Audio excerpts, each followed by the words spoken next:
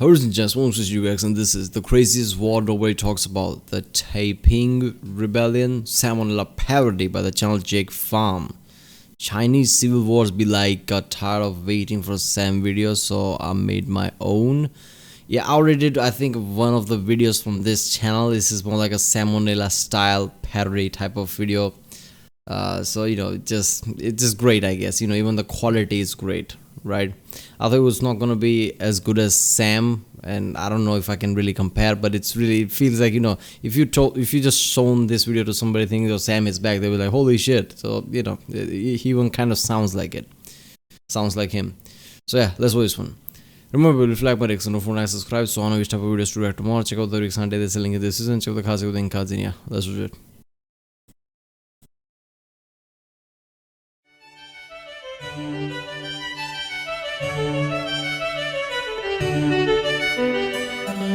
Hey kids, today we're going to be talking about the Taiping Rebellion. Now, you've probably heard of this in your middle school days while watching lists of deadliest conflicts in human history at 3 a.m. while playing a good old game of 5-on-1 with your friends, but probably knew nothing else about it. And boy, if you thought your first internet relationship was a clusterfuck, then have I got the show for you. This conflict is just so friggin' loony that even I have to put the disclaimer that this is oversimplified, so go read up on it if you can. So the story begins with a poor man named Xiuquan, who lived in a poor village in South China during the Qing dynasty. He was a Hakka, an ethnic group mostly consisting of poor laborers, and the empire at the time was run by the Manchus, another ethnic minority. And naturally, there were some real tensions between the two. Now, China was kind of in bad times, being smack in the middle of the century of humiliation, as they now call it, with the population nearly doubling in less than a century, big famines, natural disasters, defeats by foreign powers, high taxes, massive rent, opium everywhere, corrupt government, small stuff like that. But luckily for Hong, he was from a wealthier family, so he got to go to school to prepare for the imperial examinations, which are a nearly impossible set of tests needed to become a Chinese official. Now, poor Hong tried taking the exams 4 times. That's right, 4 times, failing every time. Now, to become Chinese official, you need to pass that exam, and it's just like, about less than 1%. Holy shit. And that is that reminds me of today, I guess, in China, if you want to own a car, right, you have to go through a lottery, and the odds of winning that lottery is ridiculously low, I guess. Like most college students just begging for life to throw them a bone or just end them, he didn't take his failures very well. So in 1837, he just broke down and got sick for a few days. During his illness, he started having these literal fever dreams and crazy visions. Hey, you doing all right? I am the second son of God! Alright, cool. Apparently, in his visions, Hong saw a divine father who he thought must be God, and a heavenly brother of his who he thought must be Jesus himself. So he takes his newfound revelation to the local missionary, Issachar Jaco Robert, to learn all he can about Christianity, having only found out about it from a pamphlet years earlier. And it went like, so kids, in Mark chapter 19, Jesus, my big brother? Sure. But anyways, he said that when someone wrongs you, you kill all the Manchus. The guy then straight up refuses to baptize him, and Hong has to go home. Now, I'm sure by now all of you are wondering just what's next for Hong. But luckily, Hong did what any rational person would do at that point. He gathers a bunch of Hakkas like himself, starts up a cult calling them the God-worshipping society, then fucking takes over the region of Guangxi, seizing all private property and establishing a proto-communist state, calling it the, get this, Taiping Heavenly Kingdom. Wow, he is just so relatable. I hope I can be just like him one day. Yeah, me too. Slay King. Now, the Taiping military was surprisingly well off for... Alright, seriously though, this story of how a guy is having this kind of hallucination, he's just assuming that this is God, this is Jesus. This is because this is kind of recent event, right? Recent centuries. Because let's be honest, if all the events of the holy events throughout the history of all religion happened kind of recently, we would be seeing a salmonella parody video about them too, because this is how it kind of goes. Your mind is pretty fucking creative, right? And if you have some kind of a problem, your mind basically can create these kind of hallucinations, and obviously you would be really convincing around that point. So that, oh, that's God, that's Jesus. Peasant rebellion, complete with modern firearms and even imported American pistols for themselves.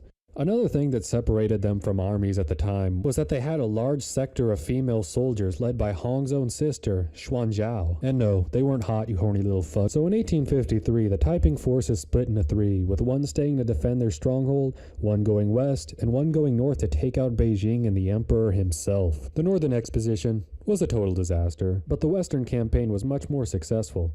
By enlisting the help of the Chinese river pirates and the fucking triads, they were able to take much of southern China at the time. So by now, I'm sure you're all wondering, just what was life like under the Taiping Heavenly Kingdom? And boy, did it live up to its name. Naturally, Hong was all about societal reform, so a lot of new rules were implemented. Some were typical commie stuff like abolishing land ownership, a collective public fund, outlawing social classes, starving the people, burning all their enemies to death. They also had some laws based off of Hong's own personal mistranslation of the Bible, like the strict separation of sexes. Now, while women were equal in Taiping society, the two sexes couldn't live together, and even married couples were prohibited from having sex. No sex? Yeah, what the fuck is this authority? What the fuck? How does that work? If the married couples are not allowed to have sex, how is that civilization gonna, I guess, survive? Did they even think it through? Like, nobody's allowed to have sex. Okay, so where's the children gonna come from? Storks are gonna bring it over here or something? What the fuck? Bullshit. Yeah, I'm out. Unstand. Now you're probably wondering how a society like this could survive more than a generation, but luckily for us, they didn't even last a tenth of that. Now the leadership of the Taiping Heavenly Kingdom consisted of Hong, his brother Zhao, who was apparently a mouthpiece for Jesus Christ, and his commander Yang, who could apparently speak as God himself. But anyways, things quickly fell apart when one day Yang was like, I'm having one of those God moments. What is he saying? What is he saying? He's saying that I should be the new emperor. And that all those pretty ladies over there need to be relocated to the palace bedroom immediately. Dude, that's my sister. Don't backtalk to your father like that. So after that, Yang tried to organize a coup to overthrow Hong, and Hong subsequently had him and all his followers executed. Some say that Zhuan Zhao was also part of the coup. But hey, I guess we all have a few skeletons in our closets. In the meanwhile, the Qing dynasty... Also, that's where Sam's bit. That kind of makes sense. No, that really makes sense. Sam disappeared. It took a year and just decided to create a salmonella parody channel. So yeah. Yeah, throughout the history, every time sometimes a coup happens and people think it's just, doing a coup is just simple thing. And like, no, man. Usually whenever a coup gets successful, is usually because some general of the emperor or of the king or something is doing coup. That's when it's successful. If somebody else from far away distant land, some I don't know, landlord or whatever decides to do a coup and try to become emperor, that never fucking works. There's a reason why emperor is emperor and his personal army, personal guards are fucking best, right? Even just moments ago when they did the rebellion, try to take out emperor, and other team went to the southern part of China. Whoever went to try to take over, try to kill emperor, all of them died, because of course you can't just walk up to emperor and try to kill him, right? His army is not just some newbies. Come on, what the fuck? Dynasty slowly got its footing and, with the help of local militias, began to retake southern China. The dynasty then got its big break by, ironically enough, its own western enemies, France and Britain, who lent them army leaders like Commander Frederick Townsend Ward and Major General Charles Gordon, who led the Chinese troops on the offense. All the while, Han began to become more and more isolated, probably distracted by his husbands and concubines. And at last, the Qings finally cornered Hong in the Taiping capital of Nanjing and laid a big and slaughtery siege. Eventually, in 1864, they got in, only to find that Hong is already dead from, get this, eating wild vegetables outside the city, which he apparently thought was manna. Now, it goes without saying, but if I were to die as a revolutionary in a giant siege, I'd want it to be from 1,000 spears, all piercing me at once, as the last of my men safeguarding my throne with a sharpened spoon, not from fucking unwashed lettuce. The Qings then blasted his remains out of a cannon to ensure that he would never have a resting place.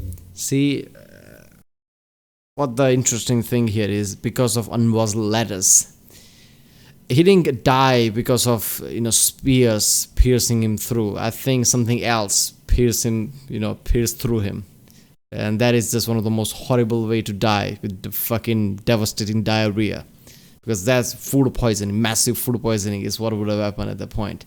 So siege is happening. He's just like, yeah, that's just fucked up. And that, kids, marked the end of the Taiping Rebellion.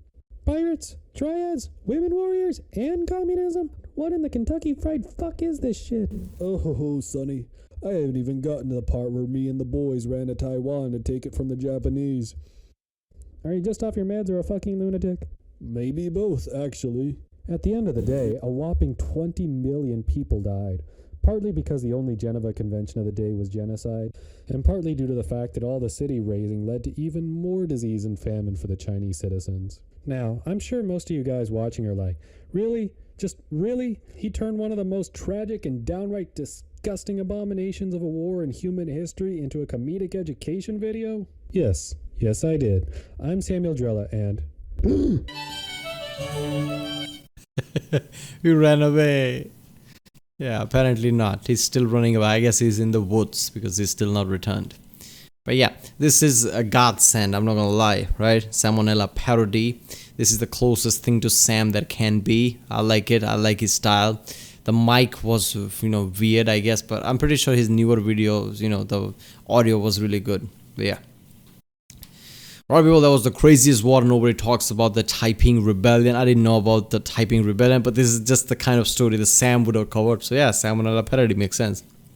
This is by the channel Xiuquan.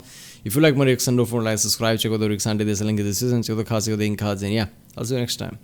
I hope when Sam comes back, first video he makes is with collaboration with this guy, because that would be really epic.